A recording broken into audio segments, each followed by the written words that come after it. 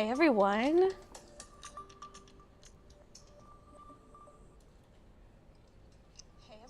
We've got sound.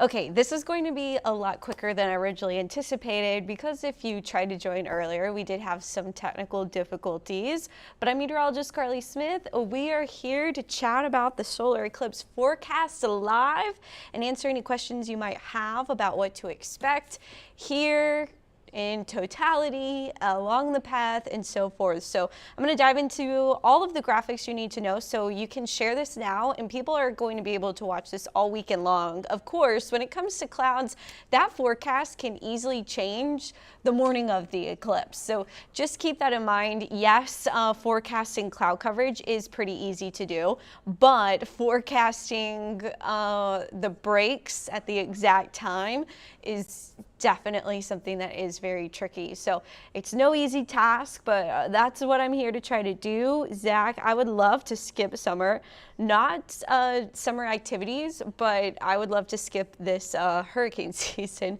It could be a pretty crazy one, which we talked about yesterday on the news at 5, 6, and 10. And there's some Facebook information out about it, but we'll continue to dive into what to expect for hurricane season. That will be coming up during our hurricane special, which is going to air toward the end of May and beginning of June. So David says, I'm looking forward to the eclipse. I recently bought a solar filter sheet on eBay. Nice. I'm going to use them as lenses. Ooh, that will be so cool. I know I really wanted to buy a solar filter for like my camera, not my phone camera. A cool trick with the phone camera, it's hard to do because it's hard to like hold your phone up and not see the sun in your vision, if that makes sense, because you can put like the glasses over your phone lens, but it's hard to see your phone if you're wearing the glasses, and it's hard to not stare at the sun if you're not wearing the glasses. So it's a very tricky thing to do.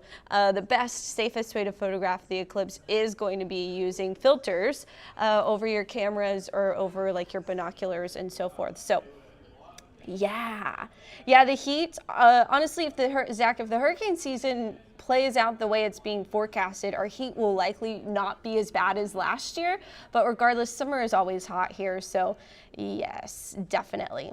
Yeah, 1:33. Okay, we'll get into it. So I meant to start this sooner because I don't have a lot of time. The news is going to start at 10, obviously.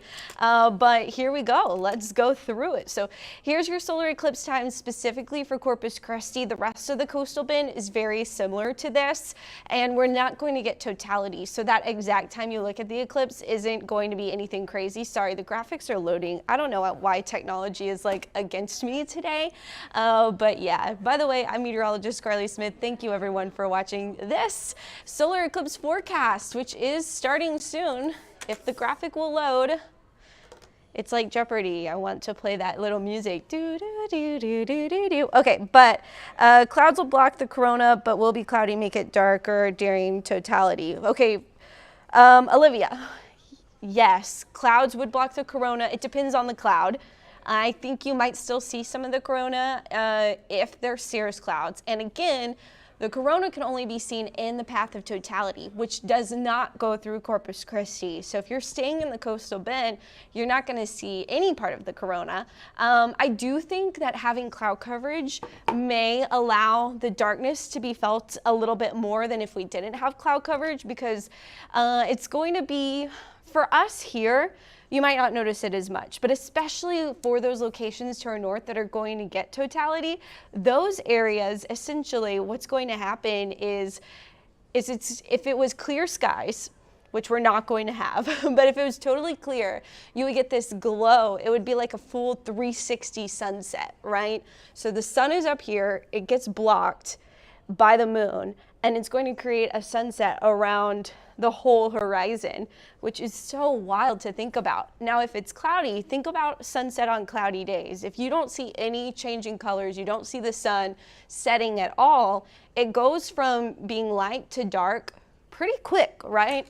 So I think it may have kind of the effect of a sunset with cloud coverage, more so north of here, but possibly even here a little bit as well. You probably will notice it feeling darker, kind of like a heavy rain shower. So when a thunderstorm passes through, if there's already kind of some clouds, but then you get that rain shaft, it gets darker as it's raining, and then the rain moves out and it gets lighter. So it's going to kind of feel similar to that, I think, here in the coastal bend with the cloud coverage. Our max eclipse in Corpus Christi, it's 92 to 94%, depending on if you live closer to the island or closer to the airport, but that is going to be at 1:33 p.m. So 1:33 p.m.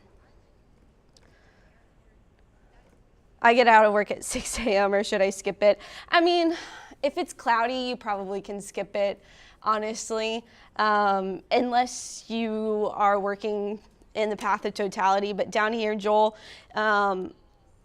if it's cloudy when you get out of work at 6 a.m., it's probably not going to be worth viewing, honestly, down here. So best case scenario, partial eclipse begins at 12:13. We have some high thin cirrus clouds. Those are definitely going to be across the Lone Star State. The sun will be covering 92 to 94%.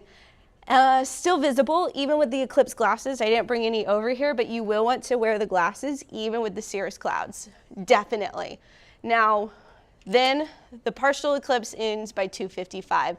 So we will have anywhere between 12:13 and 2:55 to maybe see at least a little bit of the eclipse with our glasses, but I mean, it's looking pretty cloudy all day long, especially here in Corpus Christi. So the partial eclipse begins and we have stratus clouds. Low stratus clouds means no eclipse will be visible. As I mentioned, it might feel darker right around 1:33 versus 12:13 and 2:55. So you might notice it feeling a little darker right at 1:33 p.m. and then getting lighter again heading into 2:55. That's about all we're going to get likely, especially with the stratus forecast. So here's the forecast for the region. So essentially how a solar eclipse works is, if you don't know by now, it's a new moon. So the new moon passes over the sun. So the sun is going over the sky from the west to the east, while the moon is traveling along that path, which is setting up that totality. So they're kind of traveling opposite directions per se, but overall, so the sun shadow is going to be going along that path that you're seeing across your screen right now. For Corpus Christi, it's about 93% coverage of the sun, so we will notice the shadow, but we'll be in the outer umbra of it. And basically, poor conditions are expected across the path of totality in Texas.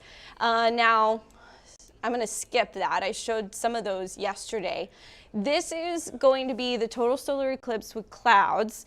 This is how it looked in Australia in 2012. So if we get the high thin cirrus clouds, you'll still be able to see the eclipse.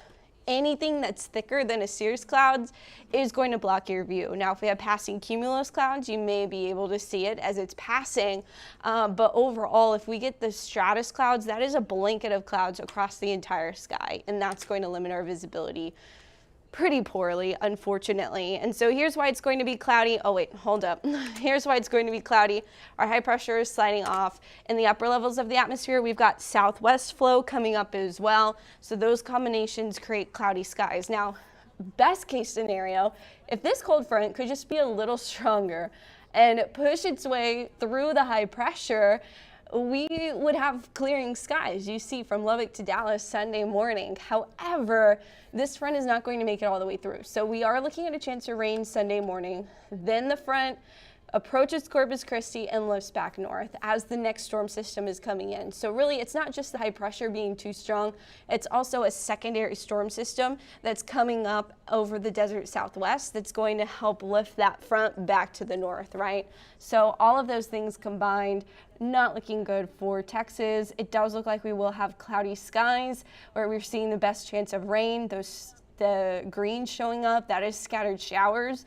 This is right at eclipse time, so maximum eclipse 1:33 in Corpus Christi, and we've got that cloud coverage across the entire region, unfortunately. So areas further north, so possibly the Dallas-Fort Worth Metroplex region, possibly Waco, and some areas in the northwestern hill country could have a better view with more cirrus clouds versus the stratus clouds. But it's hard to complain about rain. We actually could see a pretty decent rainmaker coming in middle of next week. And so it's hard to complain about rain. Yeah, then it's sunny again, by the way, heading into next weekend, which is annoying that we're sunny all week long and then we're cloudy just in time for the eclipse and then sunny again. But it's hard to complain about rain in Texas. We are going to get some rain even for the hill country, a little bit of rain for the watershed. We could use more, especially if we're going to miss out on a solar eclipse. But here's why I still think traveling for the eclipse is worth it. Totality will still be cool. Even with clouds, it's still going to become dark, like a sunset in the middle of the day. Clouds, especially low cumulus clouds, do tend to decrease in coverage with less sun, and the wind will become lighter, and temperatures are expected to drop a few degrees. Now with the stratus clouds, we probably won't have much in the way of a drop in temperature because that's going to keep all of the Earth's heat trapped in.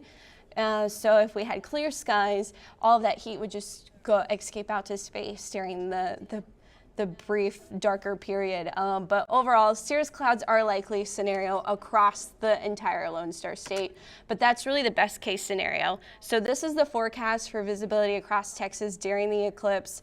This is still our long range model data. The high res data doesn't really start to come out till over the weekend. Honestly, you're gonna get your best forecast on Sunday, but you do have these poor conditions. There could be some breaks with some fair coverage, mostly in that Dallas-Fort Worth area where we could see more cirrus clouds.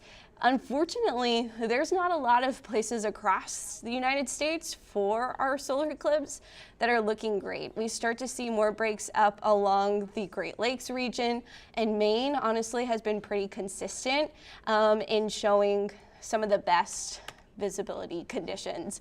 Here's a look at cities under totality. Again, this is the other model. So we just looked at the European model. Now we're looking at the GFS. They're basically showing the same thing. Northeastern Ohio could have a few more breaks based on this model, but both models showing kind of the far northeast, those states bordering Maine and Canada, having the best opportunity for a little bit of breaks or lack of cloud coverage, right? So 300 years is a long time to wait, for sure. In fact, I have this fun fact that I learned today. If you are just going to sit out and wait in Corpus Christi, we will not have an eclipse in our lifetime, a total eclipse. We did have the annular eclipse, which was pretty cool, but you don't get the corona, you don't get the darkness. And so 174 years for totality in Corpus Christi. That's the next total eclipse that will go through Corpus Christi. But there are 2 to 5 eclipses per year across the world somewhere. So if you're really desperate to see a solar eclipse, keep an eye on NASA's website and you might could travel to one. But yeah, in Corpus Christi specifically, only 92 to 94% of the sun will be covered on April 8th. Our maximum eclipse time, once again, is going to be 1:33. So some fun facts about the eclipse. It's the moon shadow moving 1,500 miles per hour, so 1,500 miles per hour, rough estimate there. Overland, just for 1 hour and 40 minutes. That's from, I think that's counting Mexico, but that's definitely from the Texas border all the way up to Maine, and then it goes off into the Atlantic. So pretty crazy. If we do have clear skies, that's a 9 to 12 temperature drop under the shadow. Solar eclipses, they do happen with new moons. It's when the sun, moon, and earth are all on the same plane. And so they're just pretty spectacular sights to see. Hopefully we get a glimpse of it, but at least if not, we had the annular solar eclipse back in October. Hopefully you got to see that because our clouds did break just in time for that eclipse, which was pretty spectacular. So that's all I have time for. If anybody has any more questions, I'll try to catch them after the news, but make sure to watch at 10 o'clock, 3 News. Turn the TV on. You also have lots of ways to watch. Check this out. Okay, check this out. Oh, I don't have the graphic, but one way to watch is online.